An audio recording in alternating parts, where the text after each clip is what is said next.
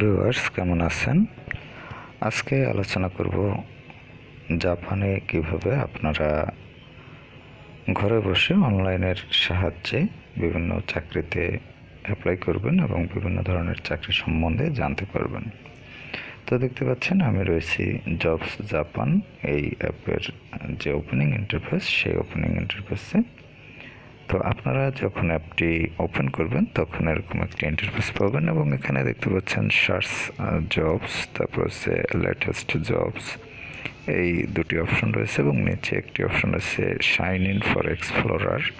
এই অপশনের মাধ্যমে আপনি সাইন ইন করে এখানে ইউজ করতে পারবেন। তবে এখানে যদি আপনি জবে অ্যাপ্লাই করতে চান সেক্ষেত্রে আপনাকে সাইন ইন করে অ্যাকাউন্ট ক্রিয়েট করে তারপর অ্যাপ্লাই করতে হবে। তো এখানে সাইন ইন এই অপশনটি টাচ করলে আপনি এরকম একটি ইন্টারফেস পাবেন। আপনার যদি পূর্বে অ্যাকাউন্ট ক্রিয়েট করা থাকে তাহলে আপনি ইমেল এবং পাসওয়ার্ড দিয়ে লগ ইন এই অপশনের মাধ্যমে লগ ইন করতে পারবেন। আর যদি আপনি কখনও পাসওয়ার্ড ভুলে যান তাহলে ফরগট পাসওয়ার্ডে টাচ করবেন এবং এরকম একটি ইন্টারফেস পাবেন। ইমেল নাম্বার দিবেন, তারপর সাবমিট করবেন এবং পরবর্তী নির্দেশনা অনুসরণ করবেন। দেখতে পাচ্ছেন এটি হলো ফরগট পাসওয়ার্ড।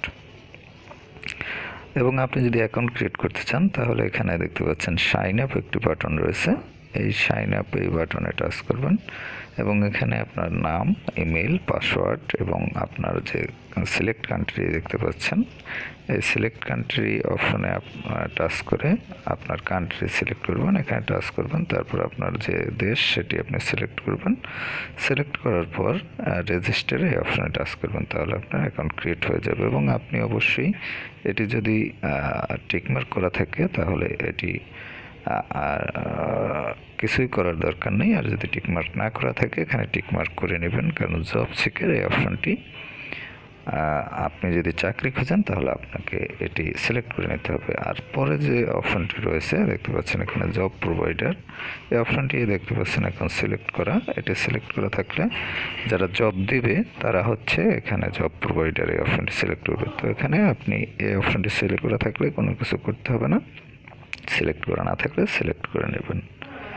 তো যাই হোক, এভাবে আপনি এখান থেকে কিন্তু অ্যাকাউন্ট ক্রিয়েট করে নিতে পারবেন। অ্যাকাউন্ট ক্রিয়েট করার পর অ্যাকাউন্ট ক্রিয়েট করা ছাড়াও আপনি এখানে গেস্ট ইউজার এই অপশনের মাধ্যমে অ্যাপটি ইউজ করতে পারবেন।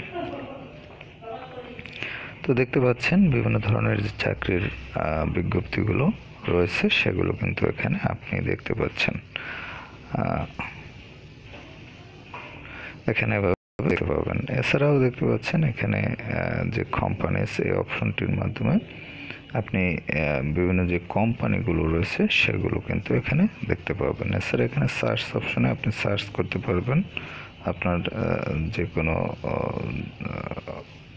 চাকরির নাম লিখে। তারপর হচ্ছে থ্রি বার এই অপশনে এই অপশনগুলো পাবেন, এগুলো ইউজ করতে পারবেন।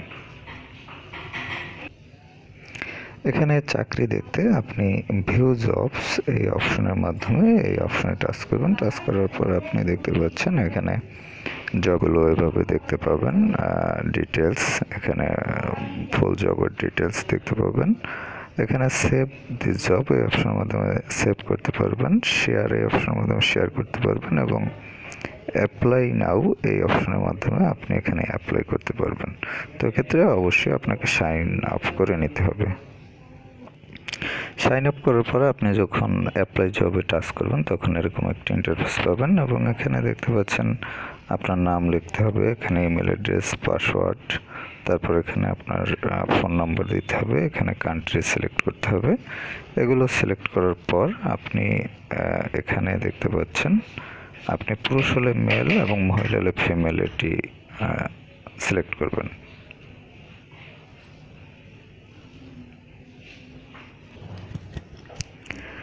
এর পরবর্তীতে আপনি এখানে আপনার প্রোফাইল পিকচার অ্যাড করবেন। প্রোফাইল পিকচার অ্যাড করার পর আপনার যে সিভি সেটি এখানে অ্যাড করবেন।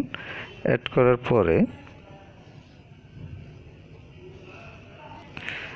আপনি এখানে সেন্ড মেল এই অপশনে টাচ করবেন, স্ক্রল করে নিচে এসে অ্যাপ্লাই নাও যখন বাটন পাবেন তখন আপনি এরকম একটি ইন্টারফেস পাবেন এবং অ্যাপ্লাই নাওতে টাচ করার সাথে সাথে আপনার যে অ্যাপ্লিকেশনটি সেটা চলে যাবে, কিন্তু পরবর্তীতে যদি আপনি আবার অ্যাগেইন অন্য কোনো চাকরিতে অ্যাপ্লাই করতে চান, সেক্ষেত্রে আপনি এরকম সেন্ড নাও ইমেল এরকম একটি অপশন পাবেন এবং এখানে দেখতে পাচ্ছেন উপরে একটি লেখা রয়েছে you have already attached the CV.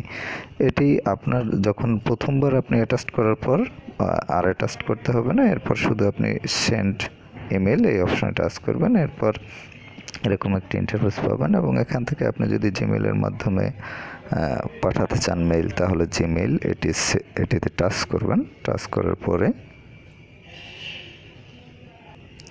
এরকম একটি ইন্টারফেস পাবেন এবং এখানে দেখতে পাচ্ছেন যে আপনার অ্যাটাচড যে রেজিউম সেগুলো কিন্তু এখানে সব থাকবে। তারপর এখান থেকে আপনি অ্যাটাচ করতে পারবেন এবং সেন্ড এই বাটনে টাচ করবেন, তাহলে আপনার মেইলটি চলে যাবে। যেভাবে আপনারা ইমেল সেন্ড করেন সেভাবে, সেভাবে আপনারা অ্যাপ্লাই করে নিতে পারবেন।